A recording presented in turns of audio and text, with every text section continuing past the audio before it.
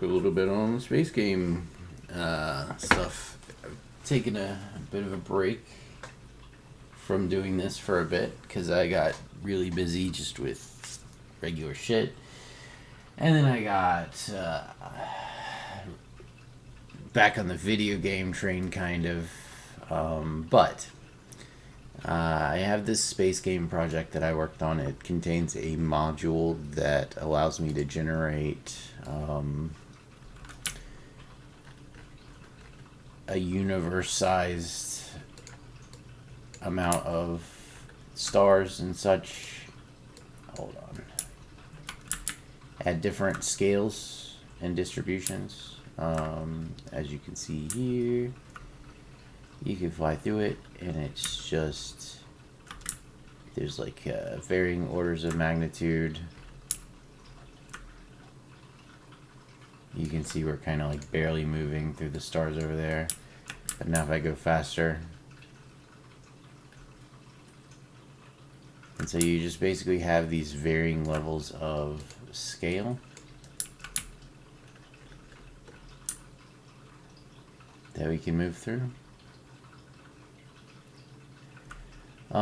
So this is great if you just want to move through a cloud of stars, but I want all these different things to be populated with varying objects. So like at the different levels of scale, you should see different things.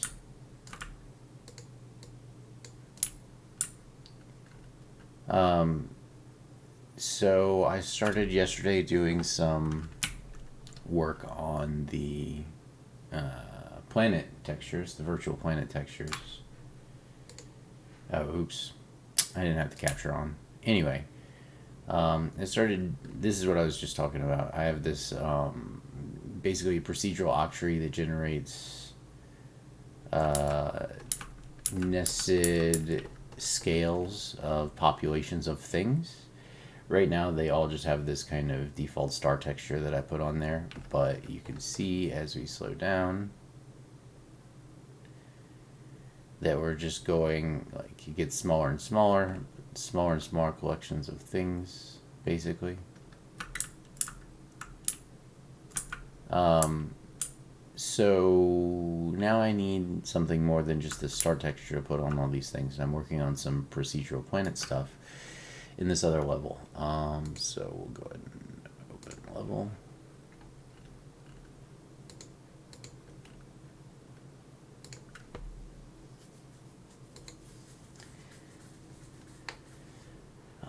Yesterday, so now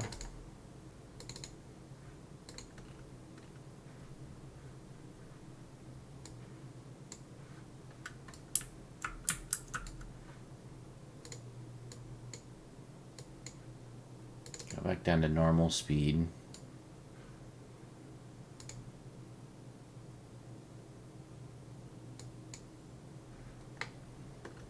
So yesterday I started working on this ring texture here. The idea being that I would like to have a texture that I can proceduralize to create rings around the planet. It's part way through. So I want to finish this up today, and then I want to start working on the planet texture itself. So this will be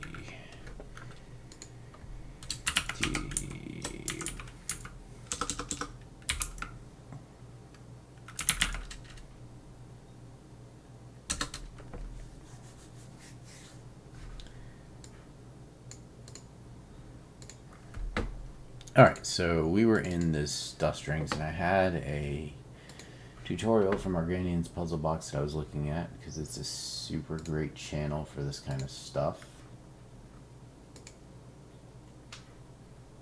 So I'm pull that back up. Put that in there. Now we Get did. my masks working. First I want to see if I can just figure out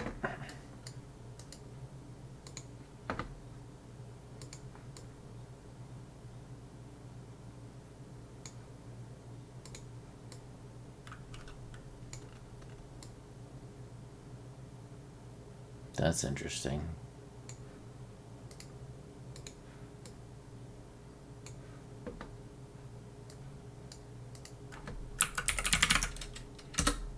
If I just stick the radius in here.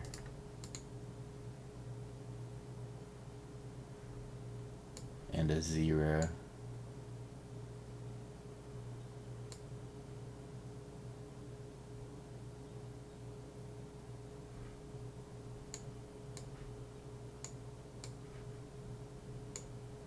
What happens?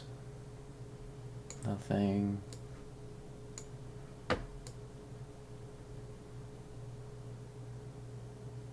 Alright, so I guess I just need to finish looking at this.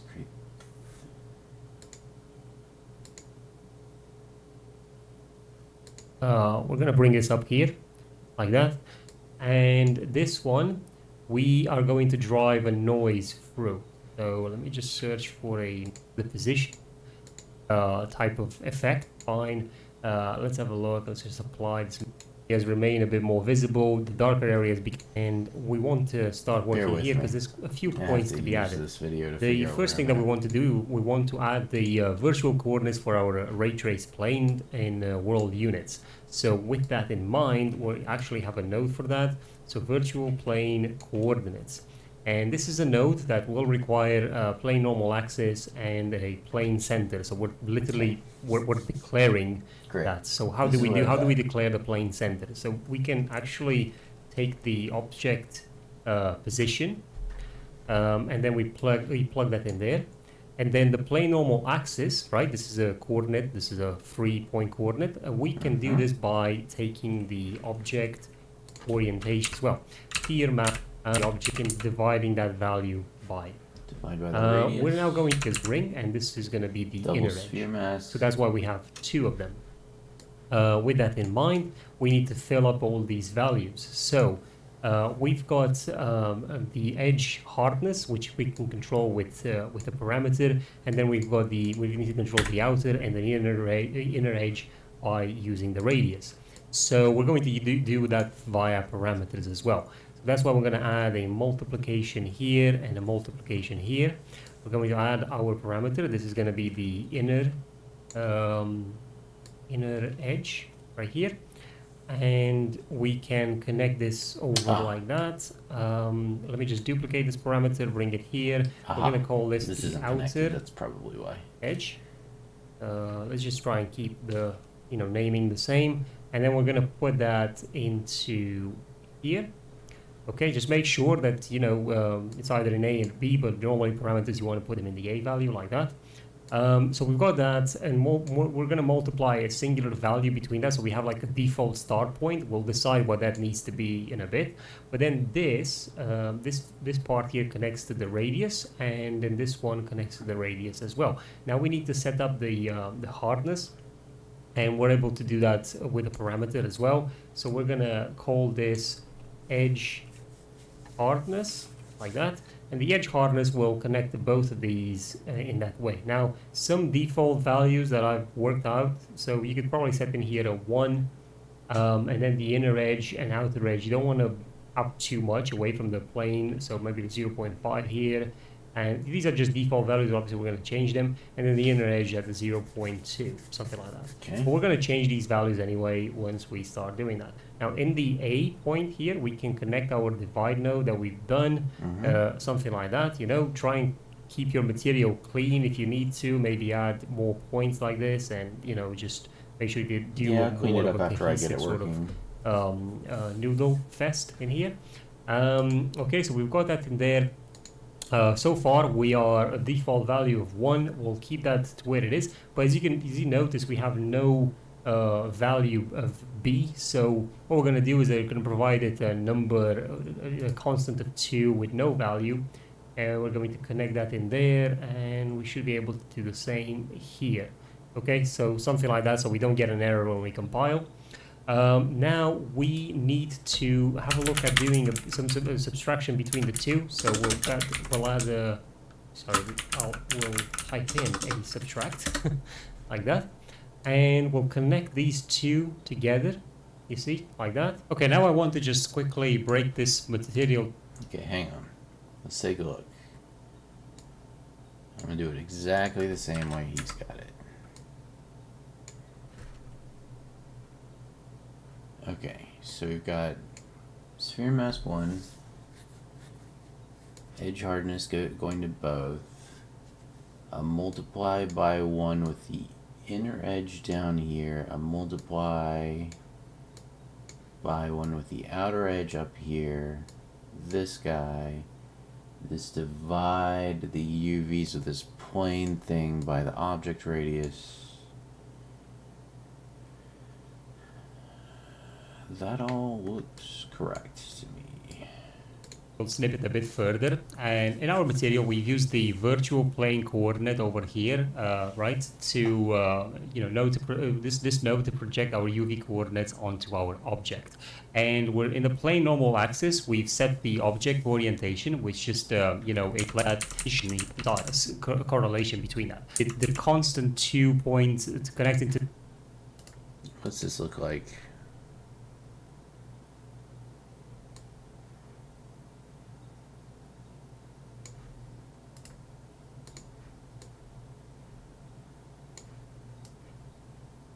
Object position goes to plane center, object orientation to plane normal axis. All that is correct. Radius, edge hardness at 1. To the B value in here of each of the sphere masks, which is also a very important, both in the B value. One of them is to look the ring value sphere, another part of the outer mask. Now here we will be crafted that bit of an extra to the and we can connect this into the alpha of this. Okay. And we've got this colored over here, so we're going to disconnect it from the base color because we need to lerp it with the rest of them. And we'll connect this into probably color 3 for now. This one here, and potentially might connect another one here into these two. So for these two, we can add new colors. I'm going to be adding another parameter in here, right click and convert the parameter. I'm gonna call this color 0 3 like that, and we can plug that in there, and then give this a different color. You don't want it to be black, and then duplicate it, give this maybe another color, maybe like a yellowish, and connect that like that. But now what we also need to do is we need to address a vector converted to a vector basically where we can use that to add the alpha rings gap between each ring.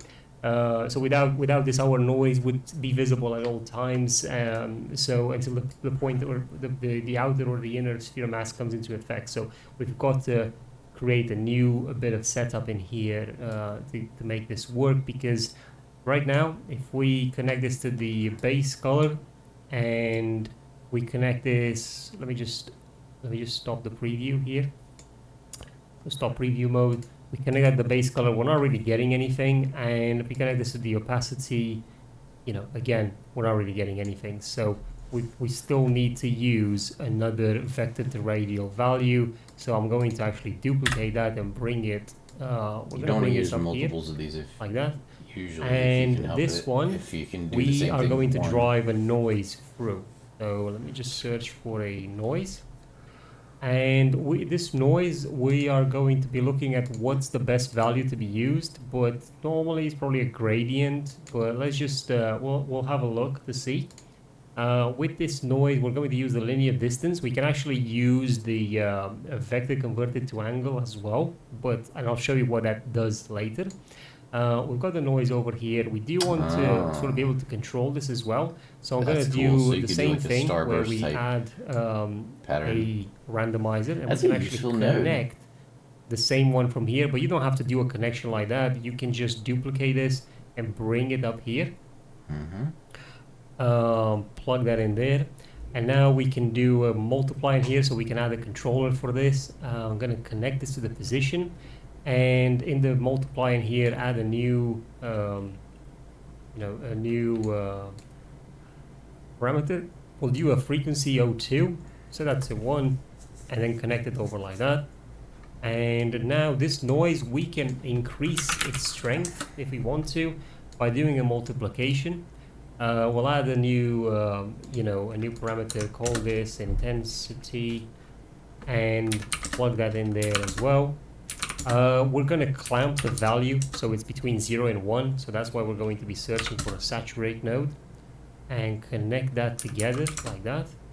Now we've got a subtract here, and we've got, obviously, well, what we need to do is we need to multiply between this value and this subtraction. So I'm going to add a multiply node, connect the saturate,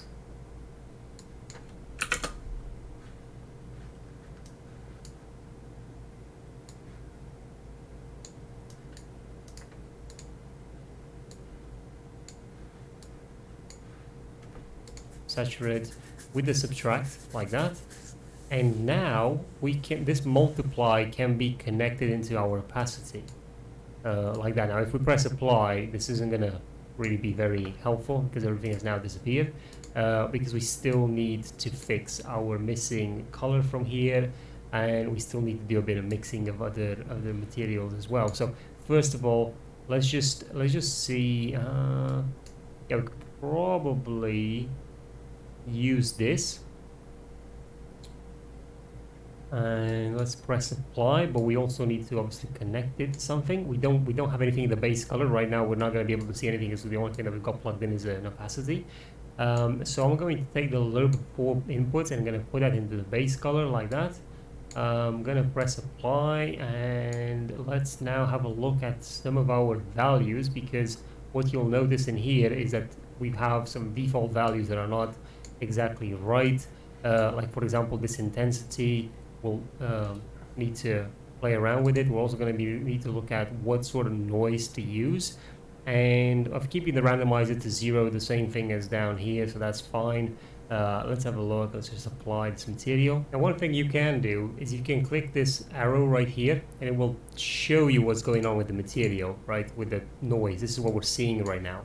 And if I'm going to the space station simulator, we're not seeing anything in the world, even though we've got the base color and the opacity set up. And this is one thing to always keep a note of. This ring has to be at an angle. So even an angle of 1 will make a difference. What? I don't like that. Why would I have to do that? You tell me you can't make a sphere mask without it? Yeah.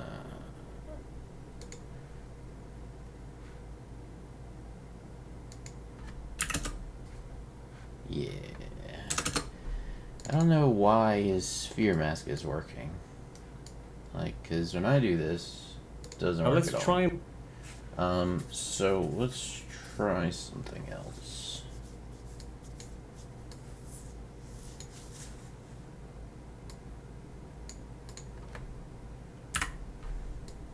I think 2 colors are enough for procedurally generated rings.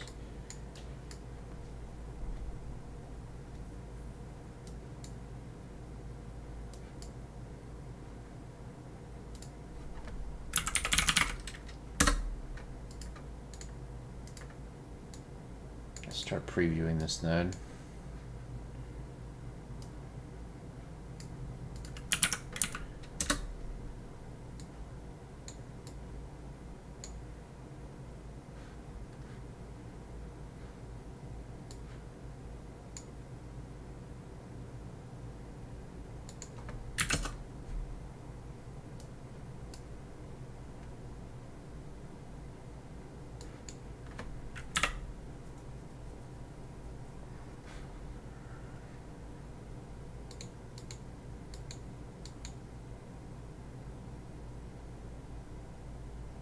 I have that part.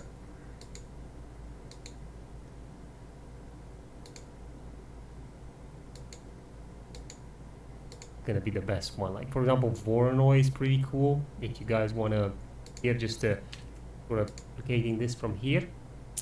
And what we need to do is we need to feed it some information on the plane X axis. Effectively, we're trying to tell it where the light is coming from, and we're also deciding where does the effect sort of originate from, the shadow. So with that, we're going to be using the object position and orientation, and I'll show you in a bit. So the object position will tell us where the plane center is. We're going to get an object orientation in here as well, and I'm going to put that into the plane normal axis like that. And now we need to define the plane x-axis. So we're going to be creating a third orthogonal vector. Now this takes two vectors and generates a third orthogonal vector from them.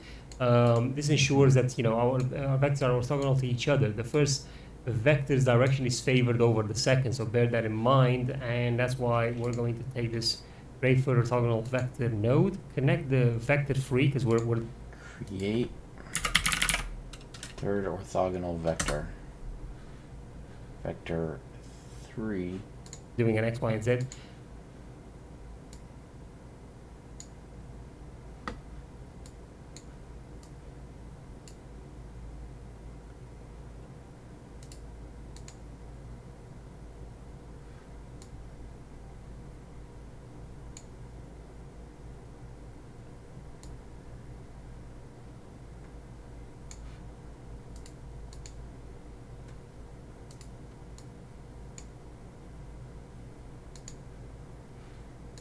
Type in effect, so we'll put that in there. Now we do need to set up our vector 1, which we did say that it's going to take the vector's direction is favored over the second, so we'll put the vector 1 from the object orientation, and vector 2 is going to be the sort of the indication of where the light source is. So I'm actually going to create a material, sorry, a colored material. We're going to convert this to a parameter, and we're going to call it a light direction. And what color, normally the colors for this is a bright red, right? And this is you'll notice this even in the material functions themselves. Generally there's things like that where they're being set to this sort of particular color. Sorry, let me just go back in here, and now we need to connect this into our vector 2. But we would like to first normalize the value. So let me just bring that in there. And we're going, this is a vector that we're normalizing, adding it in there like that. And we're going to press apply for now. We obviously haven't yet finished the material. We do need to take we're going to take the RNG, so the red and green channel, which is the UV, right?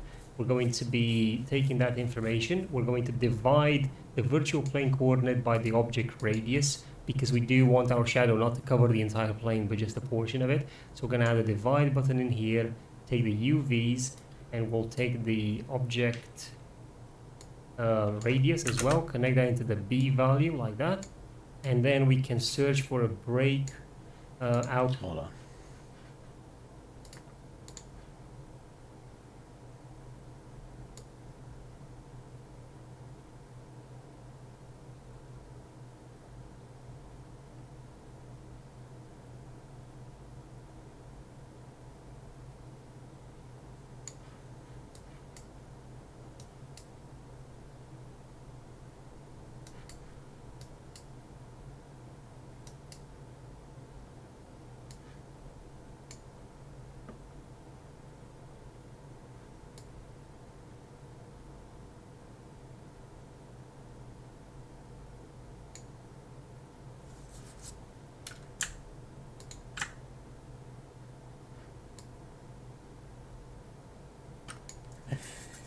Be easier to do.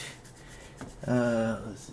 I would float two components, and it's only two because it's only an RNG, so we're going to put that in there, two values, and then with the two values in there, we can start creating a sort of a rule set, so to speak. So in order for us to create a shadow, we are going to use a radial gradient exponent, and this is going to be very useful because this is going to be the sort of the point that creates the shadow, like I've said. Now we do, the center position requires a vector 2. So we're actually just going to add a simple vector 2 in there, like that.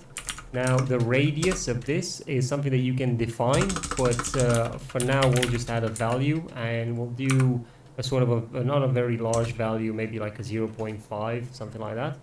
And we can have a look at setting up the density of this effect. So we can add a parameter and we can call this shadow density. We can put that in there, give it, I don't know, maybe like 100 or something like that. We'll tweak the number later depending on our needs. And then we want to connect this, but unfortunately, I mean, we've broken the two UVs. We separated them more like, and we now need to bring them together and bring it into this node. So we can actually do that by using a make float node. And we can take the red channel, put it in there, and then connect this like that.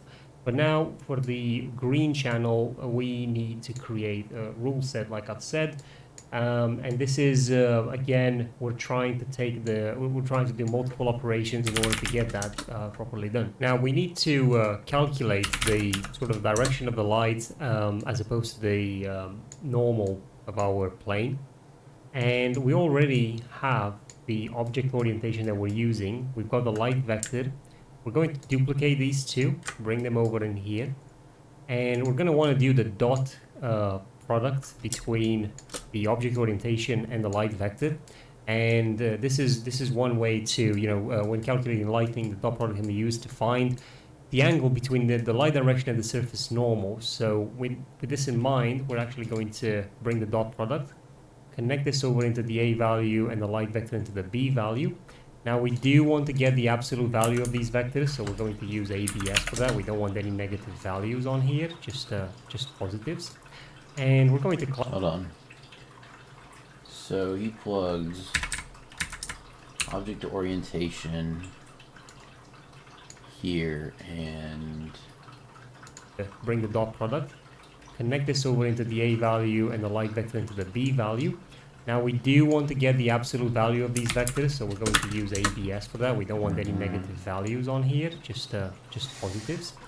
And we're going to clamp this between 0 to 1, make things a lot easier this way. So we're going to saturate here, like that. And what we want to do is we want to lerp this information into the second sort of point in here, the Y scalar number, and we're going to look for linear interpolate to do this. We're going to be doing this between the green channel, and then we're going to do this between a value of 0.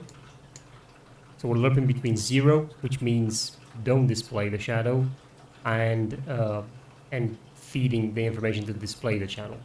And we're going to put this as an alpha. This is a deciding factor.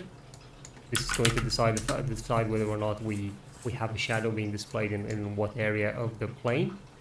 And then we're going to connect this into the Y value over here, right, like that. Now we're going to sort of do a sort of a bypass from the green channel over at the front of this radial exponent. And it's really all about values. So we're going to use an if node to decide certain rule sets. So I'm going to add a multiply node in here, connect the radial gradient exponent, and connect this if point over here like that. Now we've got to feed some information, but the first thing we want to do is do the input, which is the A value, and we need to put a value of B. So we're going to use value 0. We could obviously just leave it as B, but now we've defined what B is, and in this case we've defined that B is a value of 0, okay? And now we're going to add a value of 1 and another value of 0. Actually, you could probably just use this one here, right? And then this value of 0 can connect into if A bigger, higher than B, or A equal B. But if A is lower than B, then do 1, like that, okay? And this will allow us to sort of create the effect that we want. Now we need to set up the sort of how intense this shadow is, the strength of it. So we can clamp all of this information to 0. Shadow density goes in here. UVs comes from this.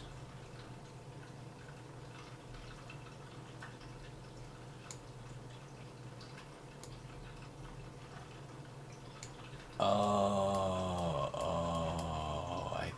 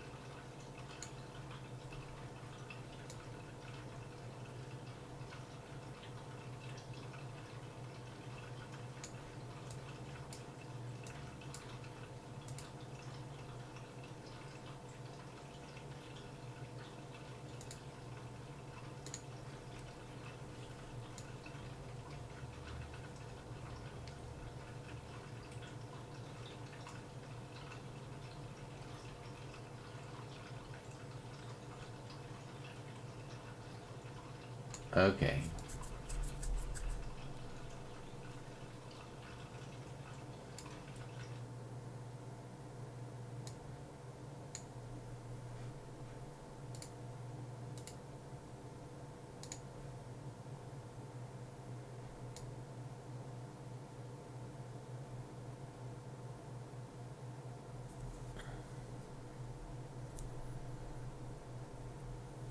But why would you not?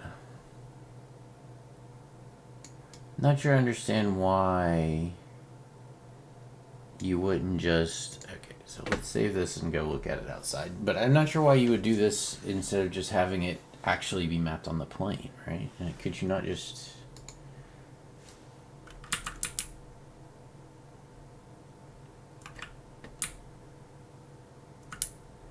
I mean, that does look good.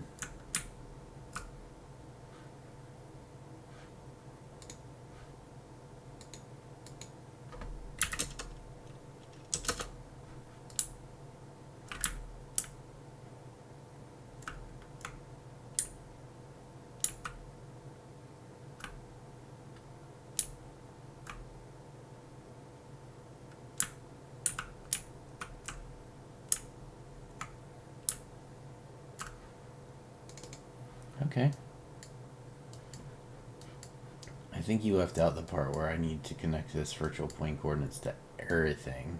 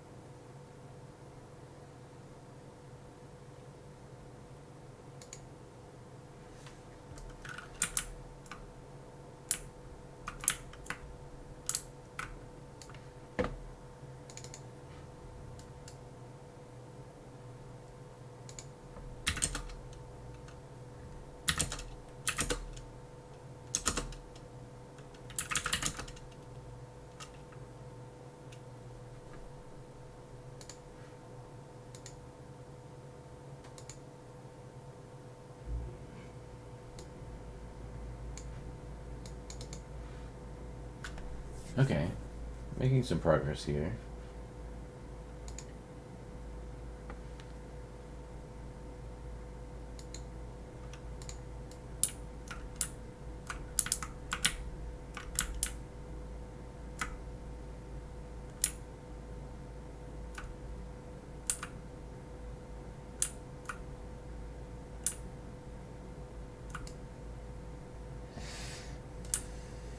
Alright, let's finish the shadow part. Alright, so back in here. Now we need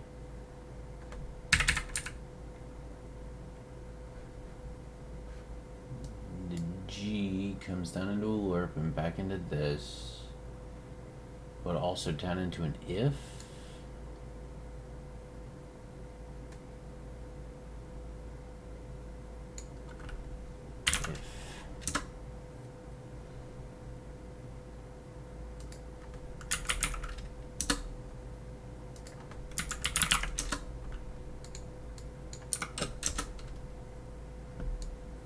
Zero plugs into here, here, here. One plugs into here.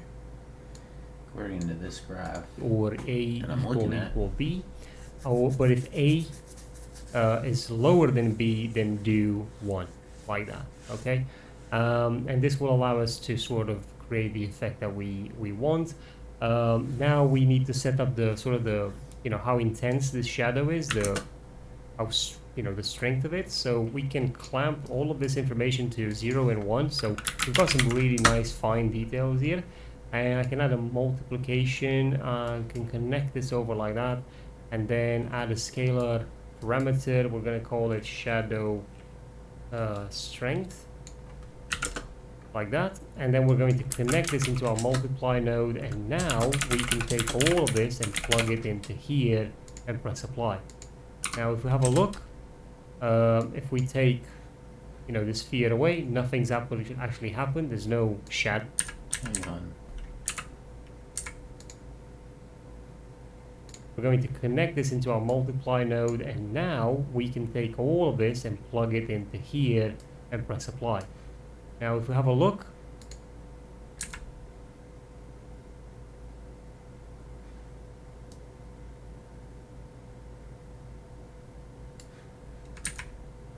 this and plug, and we're going to the figure is now we've got X that compute has been information to the relations but rules set. Now it's gonna add the R and going to pop that this now you can spend that two together and connect this the form or over in two direction. The action and it is both features of shadow use the rule from Z of this in what towards the red is still detect, and there is a read of this file. Now we can take all of this and plug it into here.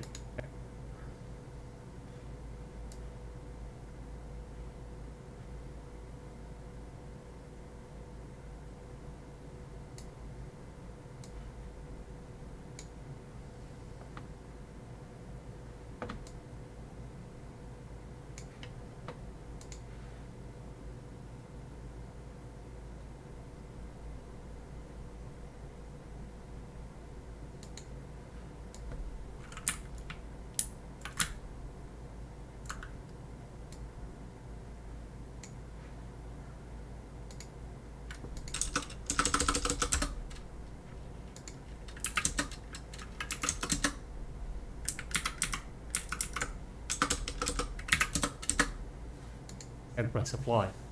Now if we have a look, if we take where the light is coming from, so that's also what it is. Any hierarchy, yeah, there we go. Now they're connected. This is not connected for some reason. Yeah, okay, there we go. Now they're connected, and now let's have a look. Well, actually, yeah, there is a shadow. It's just literally doesn't know where the light is coming from, so it's there here, and we've got. So we're going plane. White plane over here to our shadow because it's not translucent, doesn't have a translucent material. Now we're going to go back into our blueprint in here, and we need to set up the material for the plane. So to do that, we first need to add some compressors. There we go. find, right click and create a new.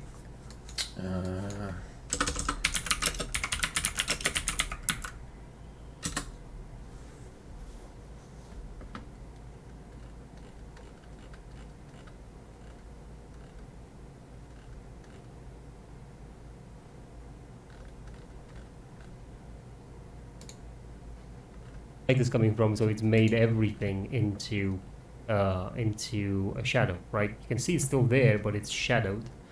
And we've got our shadow density and strength in here, and we've got light direction. This will do nothing without a blueprint. So now it's time to do the blueprint itself in order to get that up and running. Now the time has come, unfortunately, to get rid of our poor little plane here. So we're going to press delete. And instead we're going to go into the content browser, right click and create a new blueprint, and we're going to create an actor. Gonna call it VP ring, just for, just to make it easy. Then I'm going to double click it, and this will open the blueprint. Now we're going to do all of our work in the construction script. In the construction script, we are going to add a sequence, and this sequence will fire in 2 directions, and that's really it for now. Now, what we want to do is first we need to add a plane, which is going to be our ring plane. I'm going to just for ease of understanding.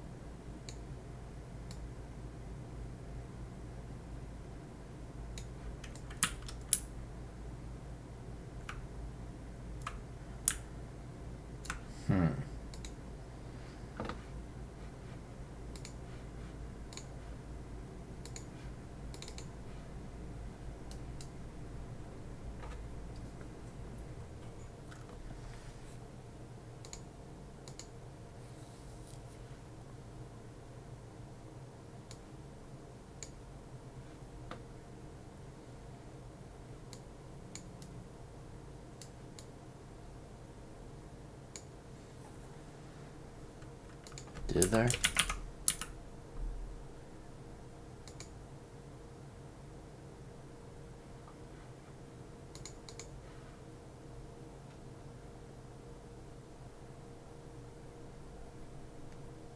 Perhaps.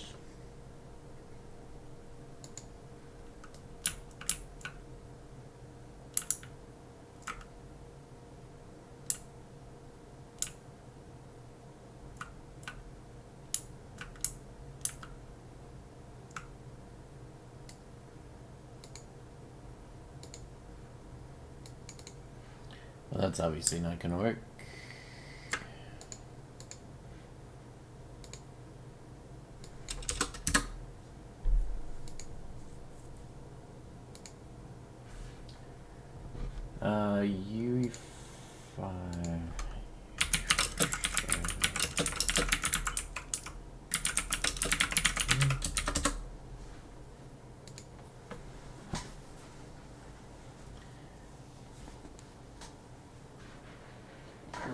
lighting. Surface forward shading doesn't work. Just reading some documentation now. Tier 1 mode, translucent two-sided. Shading, true lighting mode. Volumetric translucent shadow set.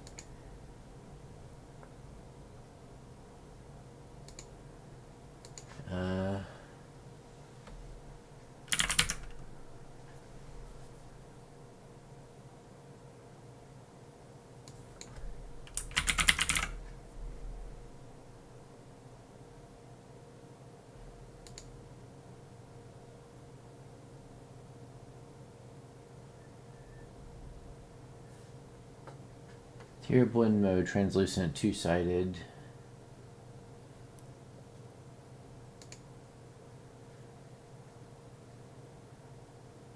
True lighting mode, surface translucency volume.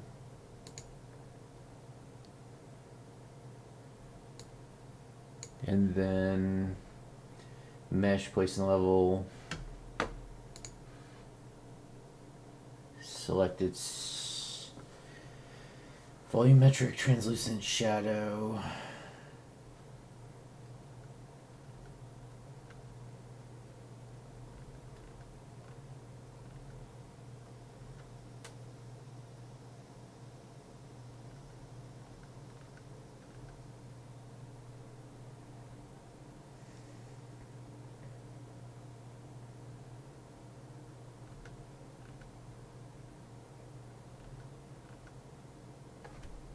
Same distance as an opaque material. Surface forward shading.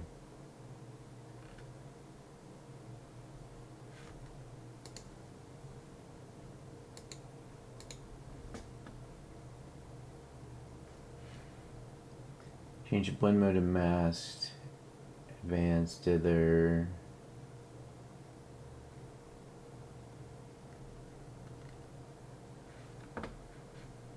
Alright, this says surface forward shading into it, and then I have to enable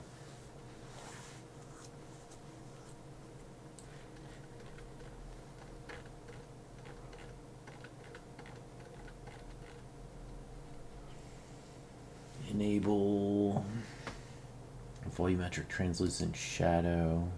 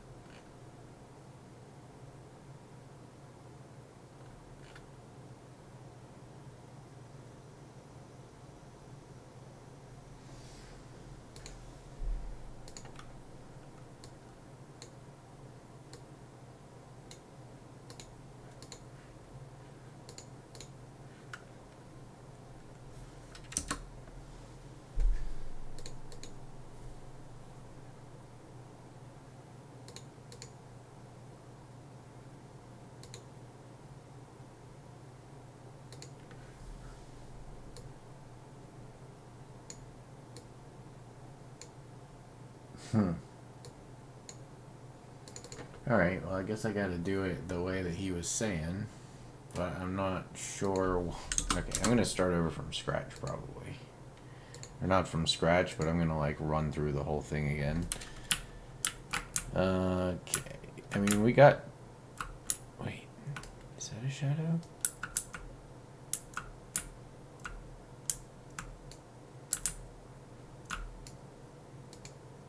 No, it isn't.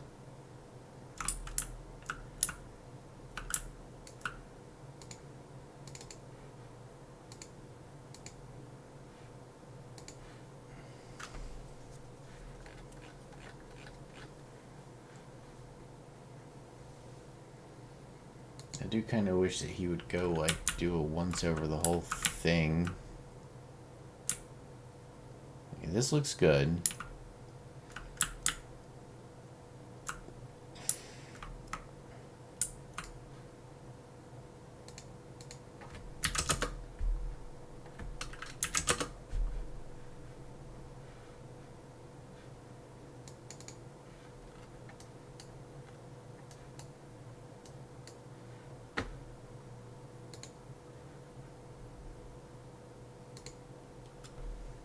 Sample and bring it in, and then you search in this box for noise, you will see all the noise textures that are available in Unreal Engine, and I've used this one here, and I'm sure you can use really any one of them that's got like a grayscale or like a color RGB, but seamless noise texture will be fine. So just use anything that you've got in there. And with this texture in here, we can start creating our sort of like first ring. Now, one thing to note about the plane is that we are going to create a sphere mask that hides the edges of the plane, and then a sphere mask that hides the center of the plane. And then in between, we're going to use opacity to determine where the rings are no longer visible. And the sphere masks play a very important role to make this effect work, and I'll show you how we set them up. But for now, let's get this texture to look the way we want it. And we're going to use a vector to a radial value for that. And if we double click this, you'll notice that it's got 3 different outputs. And one of them is a radial coordinate, vector converted to angle, and then a distance, linear distance. We're actually going to use the linear distance. You can see what it's going to do to the texture, but that's the one that we want to use. So I'm going back into the material, and this is the linear distance right here. We don't need to input anything in the vector or UVs. We'll just leave those as default. We just need this linear distance. Now what we're going to do, because if we take this and we connect it into our UVs there, you can see it has already transformed our texture into a circular motion. It's a seamless circular motion, which is what we wanted. But we do want to have some control over it. And we'll deal with that control. Let's actually take a break from this material and start looking at the planet material, because that's one that I have a little bit more familiarity with. So do texture, sample, texture, object parameter. We'll call this large noise,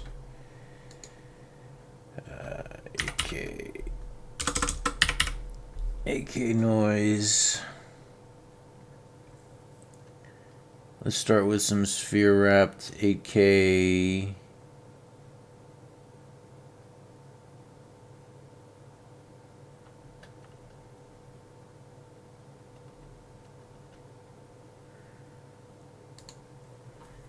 Some sphere wrapped 8K noise here. We'll just start off like this.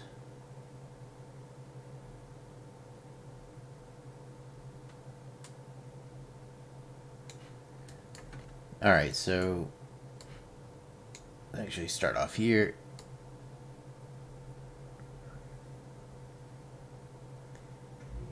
So what we can basically do,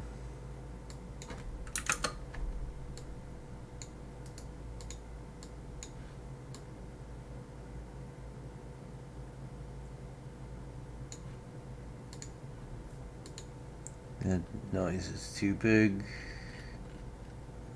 Let's try this. There we go. That's a little bit more like it. So what we can basically do here is multiply these three together.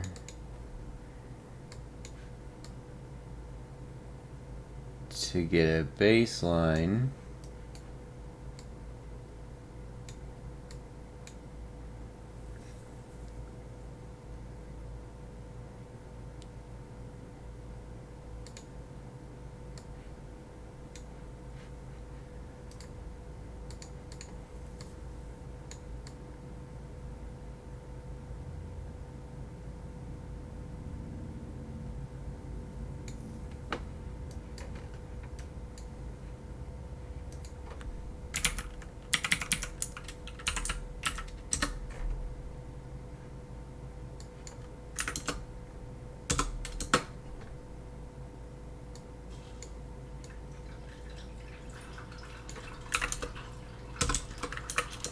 And then, so we're starting off just with something, we're trying to get like a really simple height map going.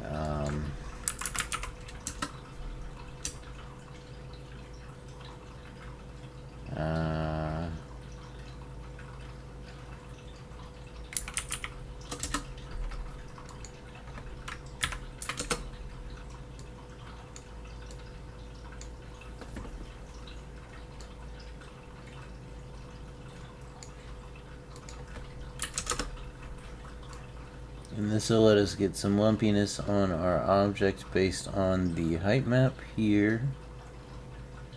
As you can see, it's probably too much. Let's try 25, take it down by about half.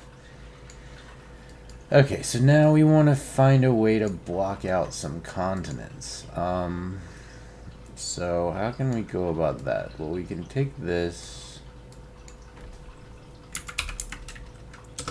smooth step, I think is what it is, and we're gonna plug the value in here and make our min just so we can play with it. We'll call this SS min, SS max.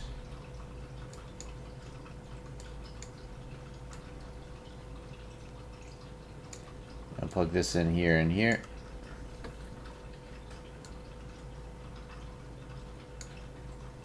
And since max is 0 right now, we get nothing. But as soon as we add a little bit here, we get something. So then if I start bringing up the floor,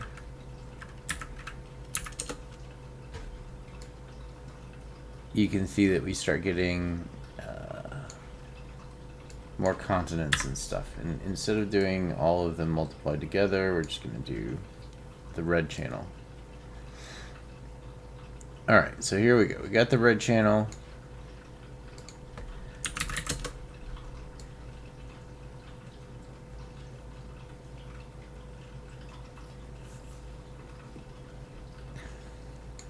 This becomes equivalent to like our C coverage. This is obviously too much. 5.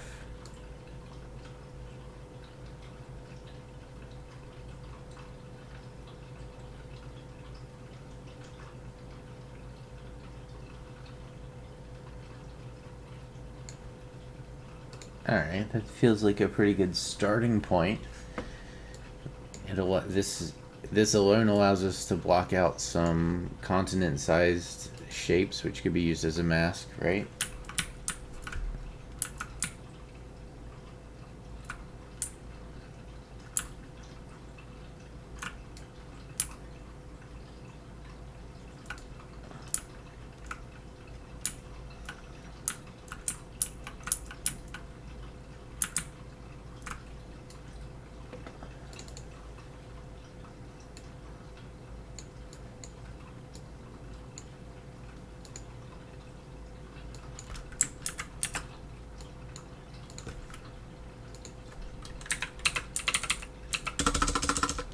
Mid noise.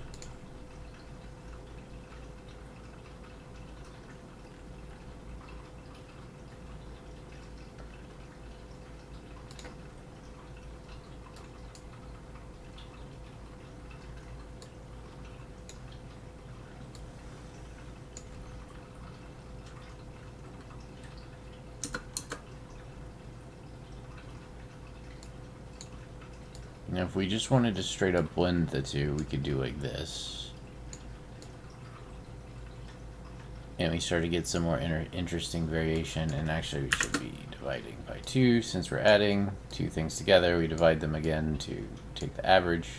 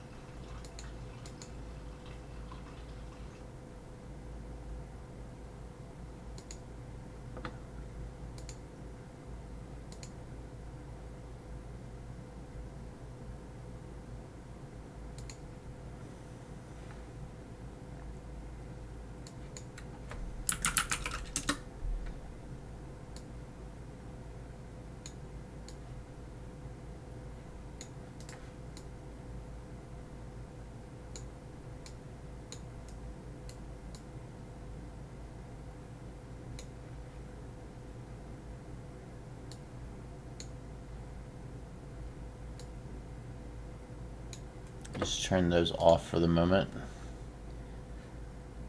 while we mess around with this.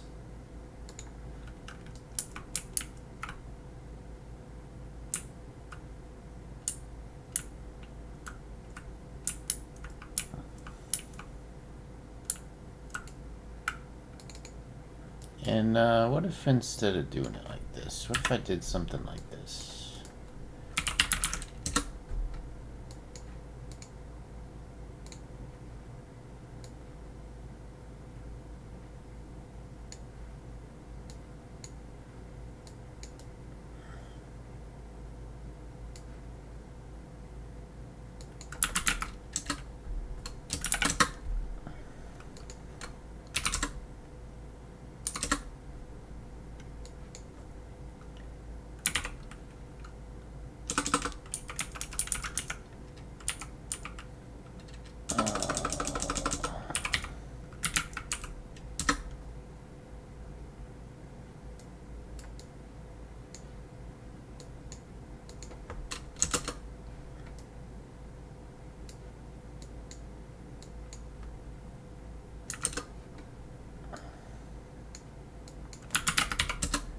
Uh-huh.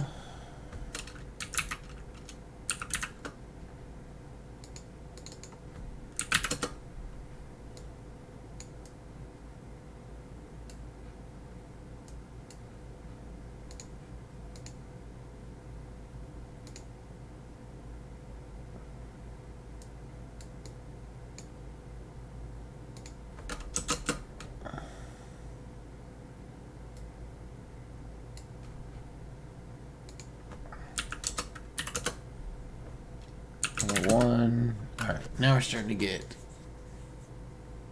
the proper scale here. What other noises do we got? Gradient.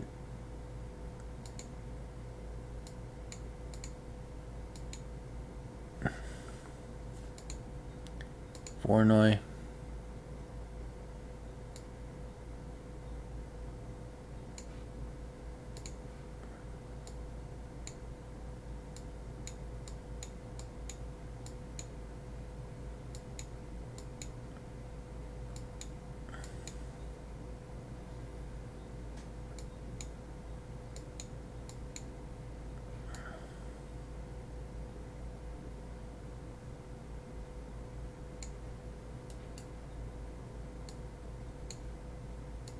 Now let's get some distortion in here. Need a second noise texture.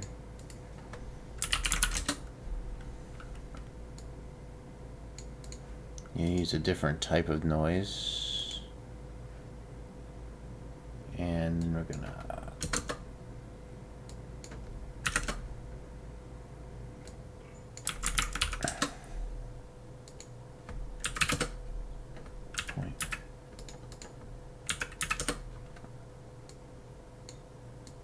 Alright, so this is distortion. Or we work on the UVs themselves to kind of swish them around.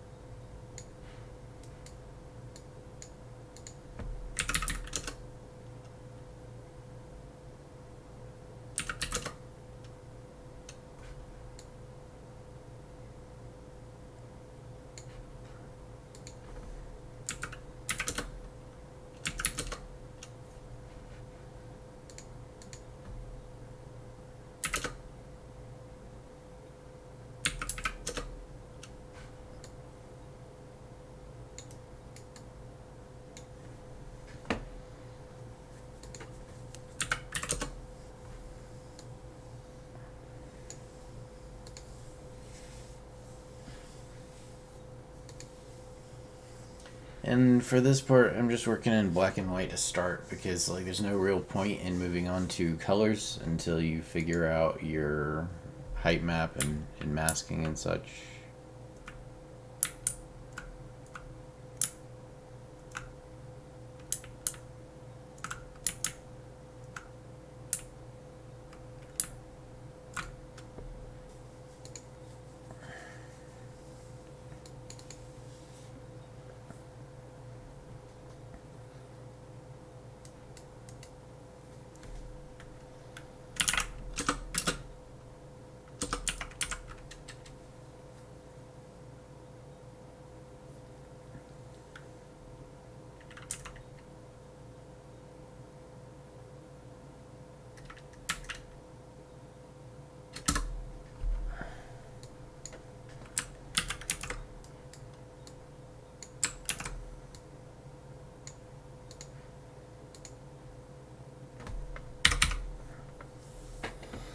Grab some noises from the noise library.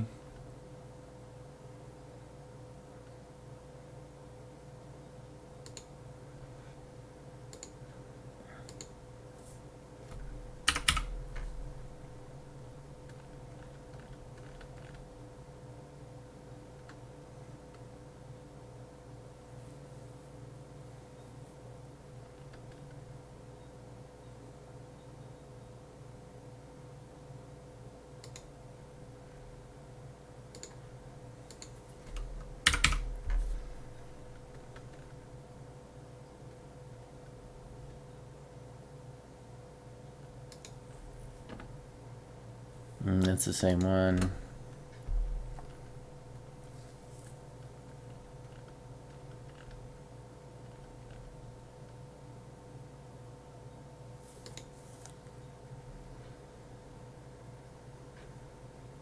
Something like this. Okay, and let's try this.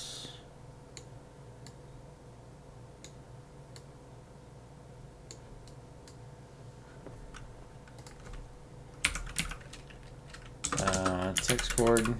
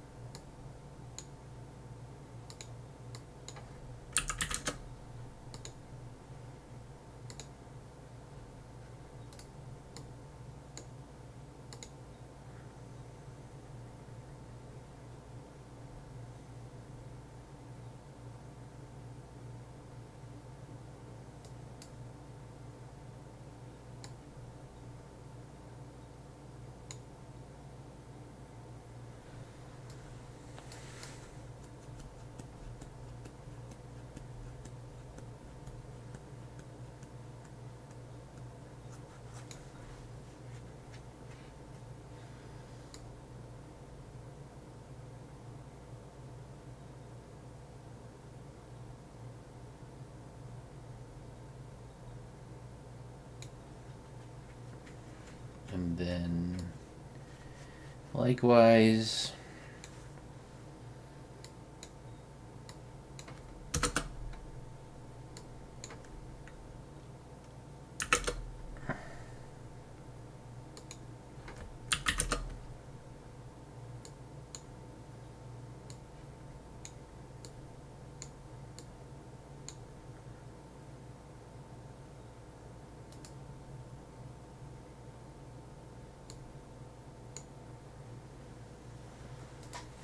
start previewing this node.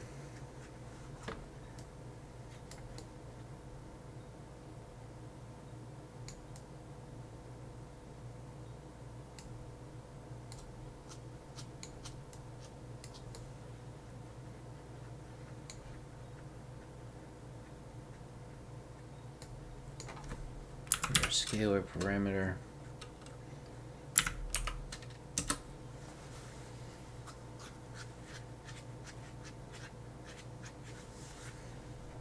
Alright, let's do 1. Bring the distortion down.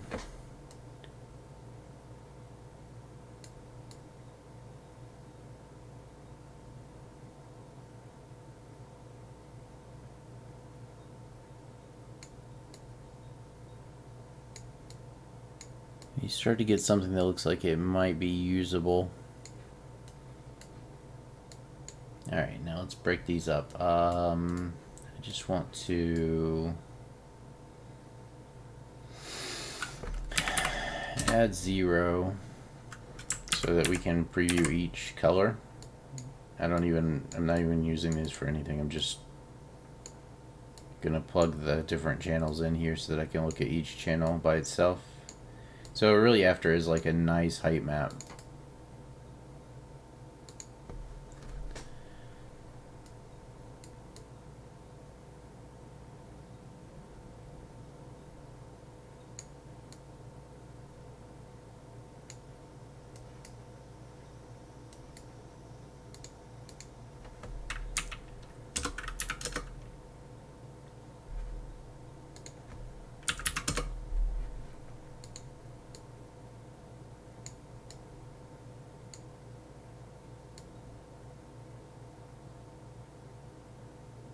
It's not too bad.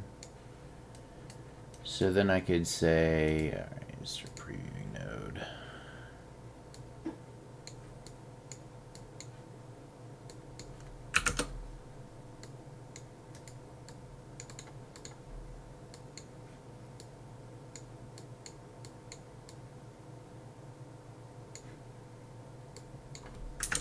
Multiply all these together from all the different channels.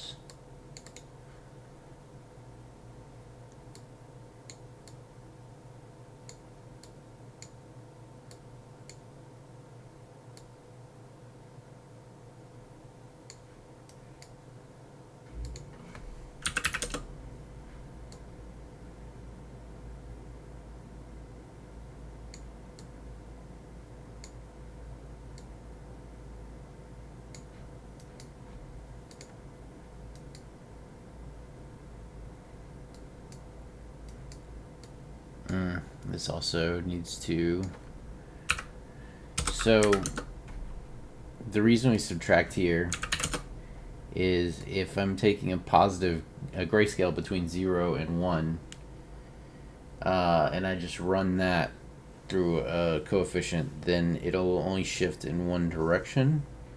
You want your bounds to be between like negative 0.5 and 0.5, and then you'll get distortion in both directions. Alright, that's a decent looking height map. So now let's go ahead and try running this and do our smooth step instead.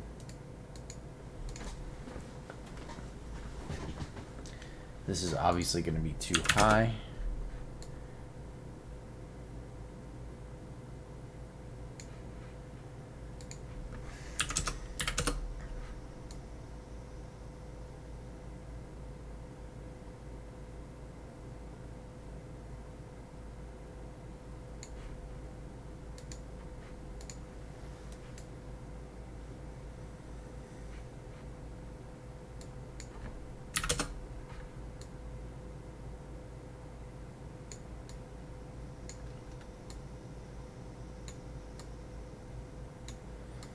So from a distance, it would look like about like this, and then we can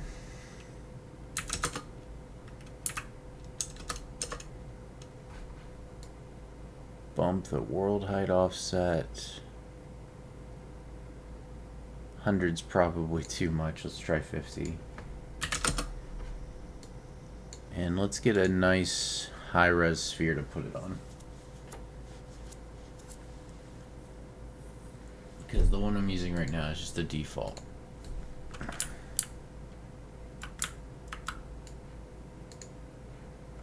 Turn the visibility on this off for the moment.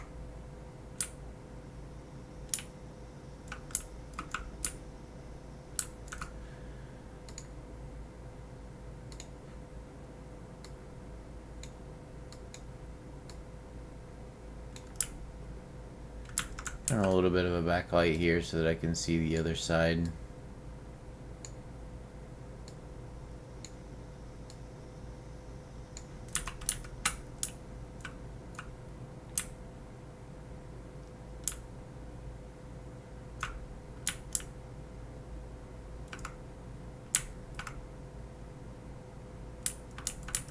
I mean, you get up close on it and you start to see the resolution of the noise textures.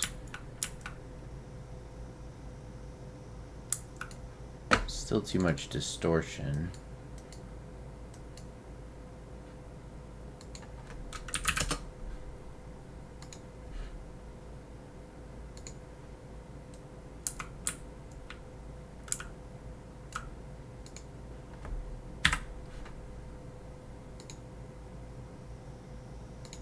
Go into modeling mode so that I can make a high-res sphere. We're going to use a subdivision type of lat long because we're using sphere mapped noise textures. And then I want just dense as it can go.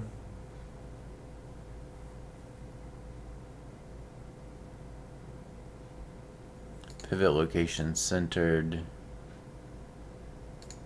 Alright. Yep.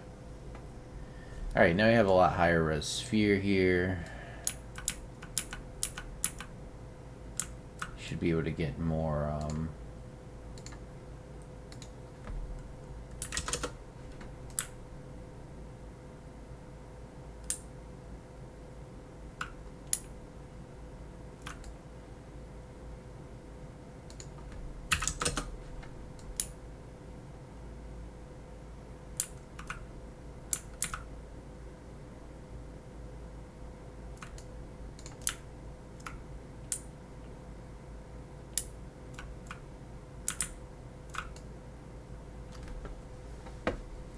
it's getting there.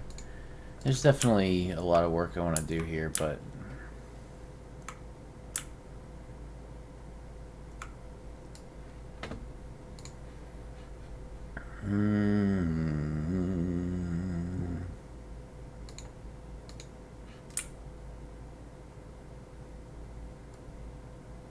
gonna run it unlit too for the moment.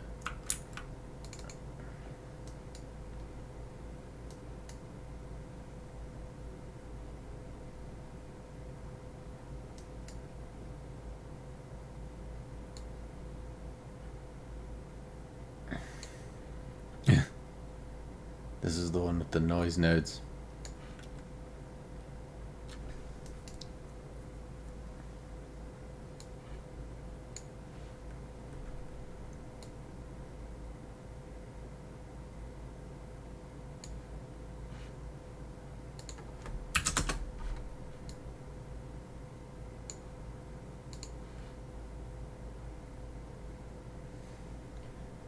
So basically what I figured out a while back is you use this smooth step to control the continent, I don't know the word for it, maybe continentality of the planet.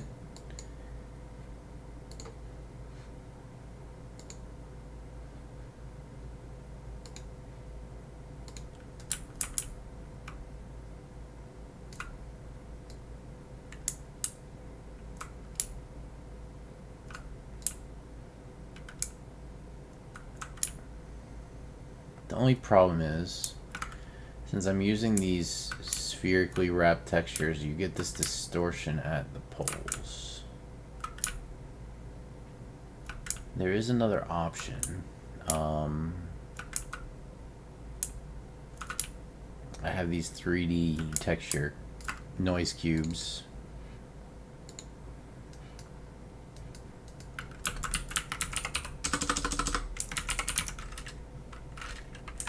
Texture sample parameter cube, I think it was. And then this is gonna be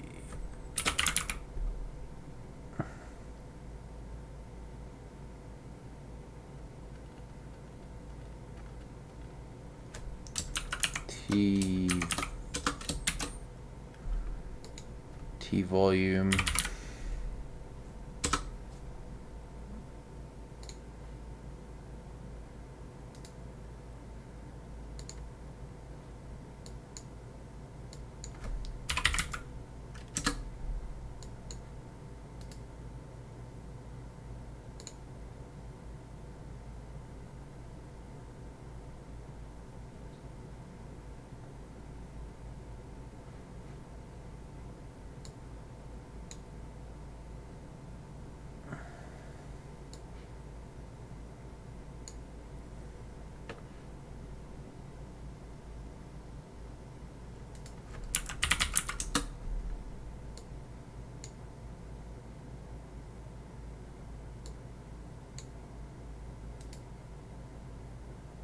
Shit, I don't remember how to do this. I have to look it up.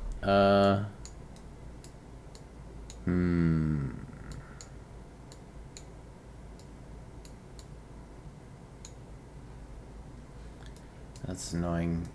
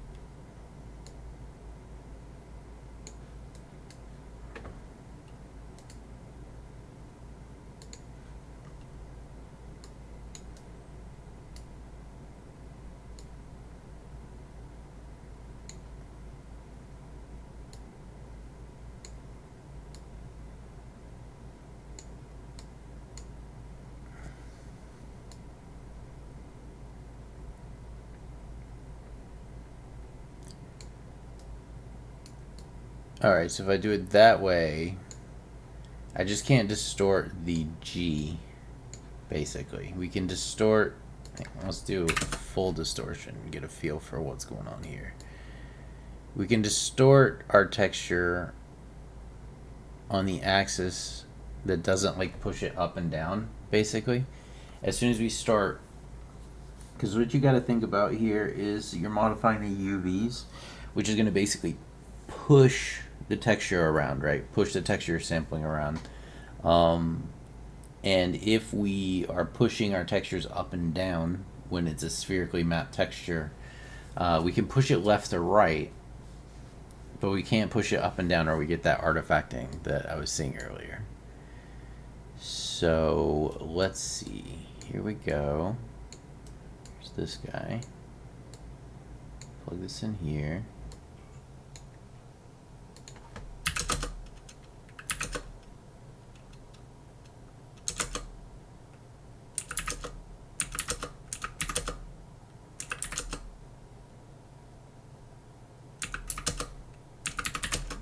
Do like 0.25. It's kind of nice, right? And then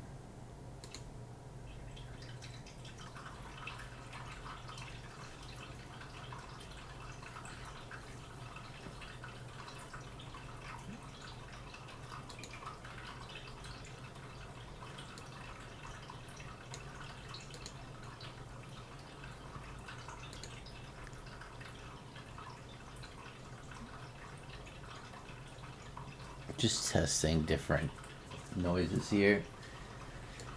Oh, that's kind of cool.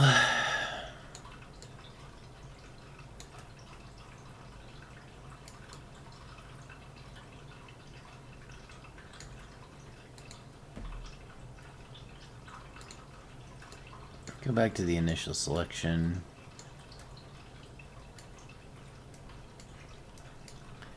Alright, so we do this.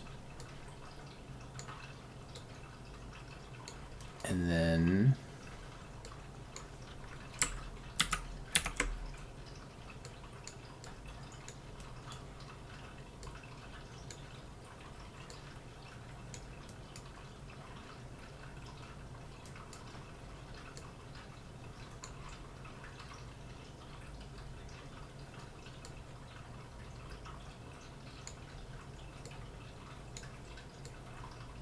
we do this.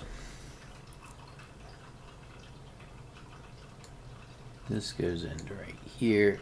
And finally, this goes into here. And let's take a look at that.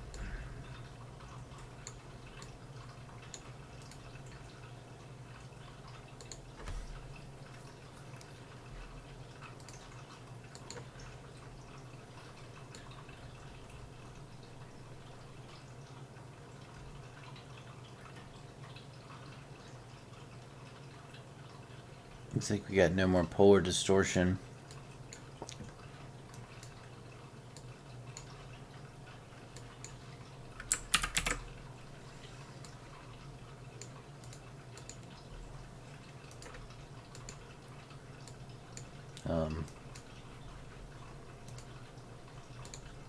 You gonna let me preview this node? Any chance? Stop. Start.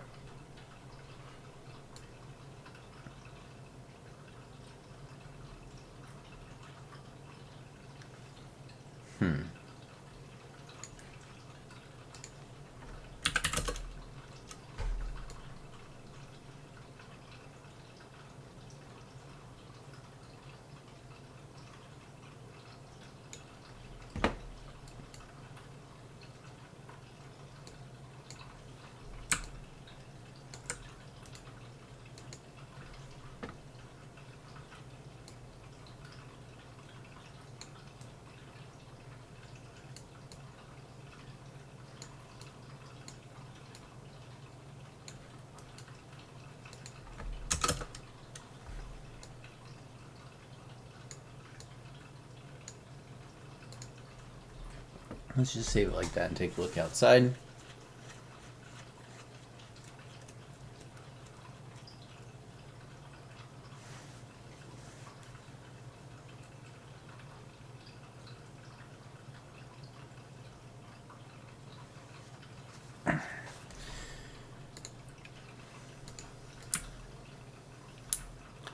I mean, that's already not bad for like a rocky planet. No more polar distortion.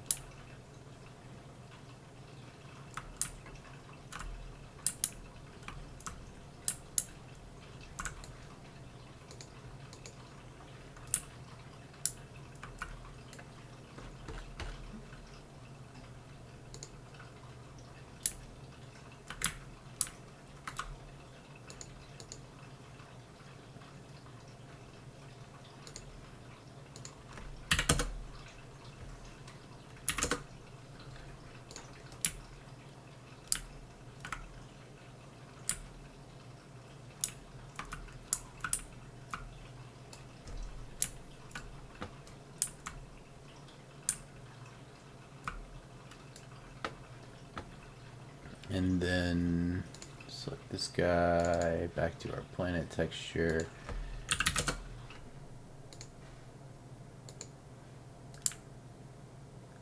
And this will create like basically oceans. I gotta figure out the shadowing that he was doing on this thing though, because that shit is not working for me.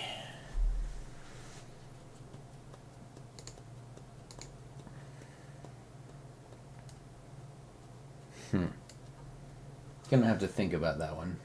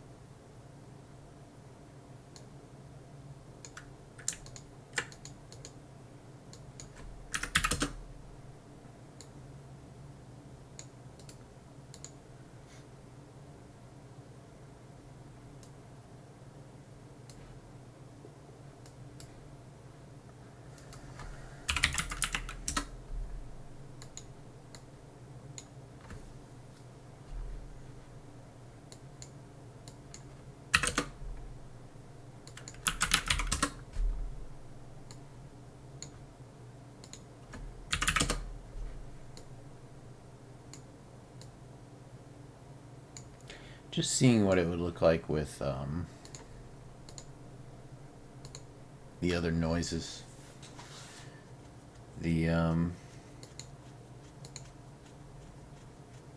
like actual computational noise.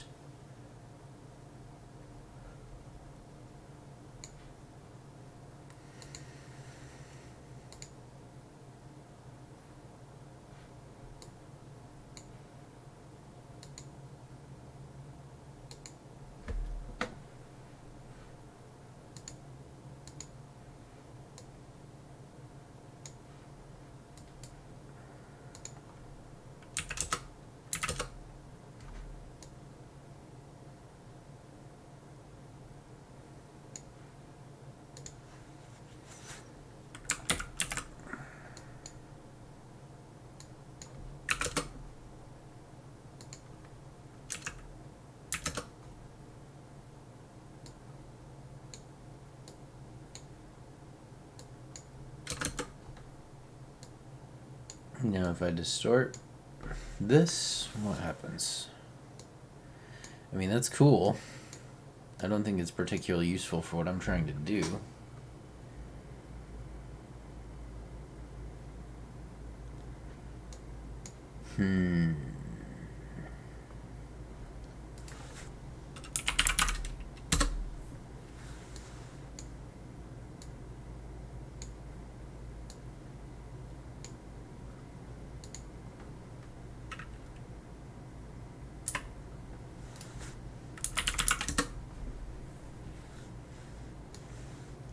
Let's try the non 3D noise nodes. They get higher resolution.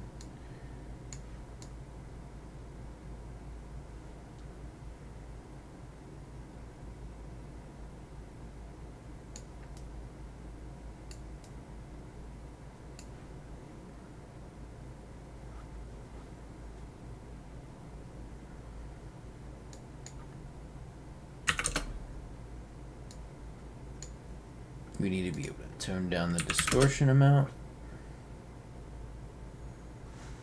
Alright, starting to get more useful.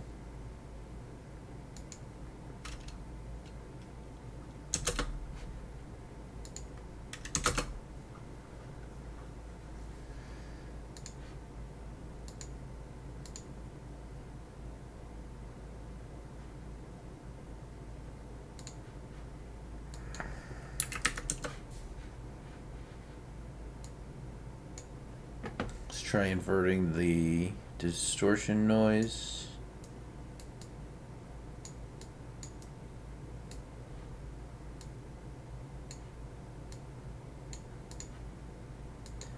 And what about gradient. That's not too bad.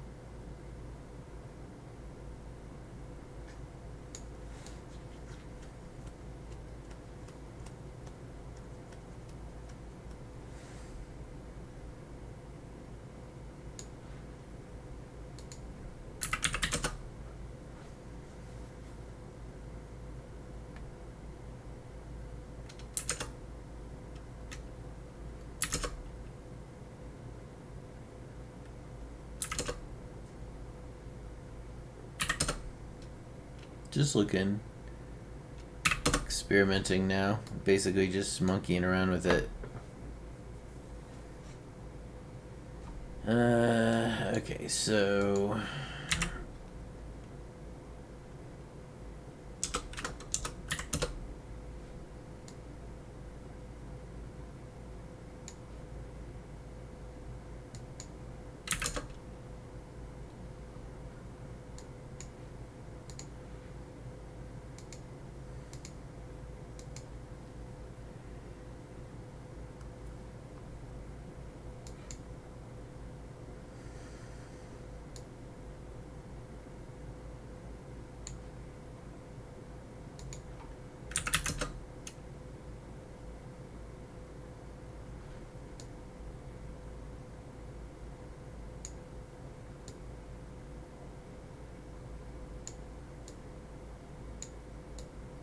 that's not too bad.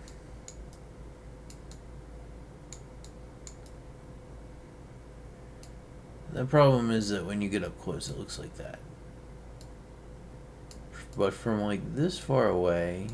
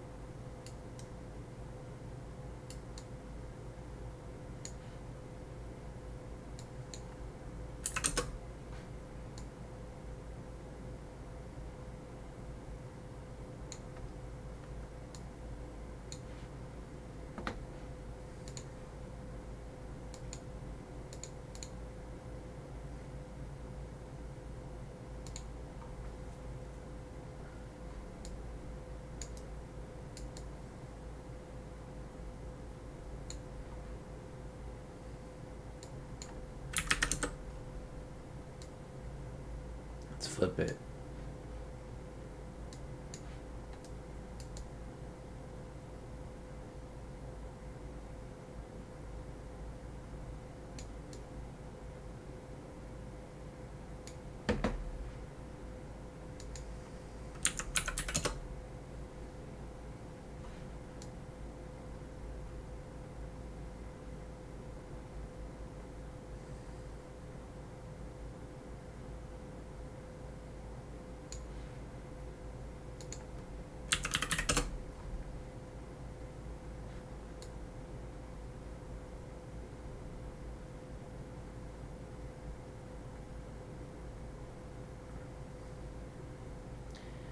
Those are some nice continents. Alright, and I need to go get some lunch and take care of some stuff. So I'm gonna wrap it up here for now. I might play some games later. I might do some more of this, I'm not sure. Later.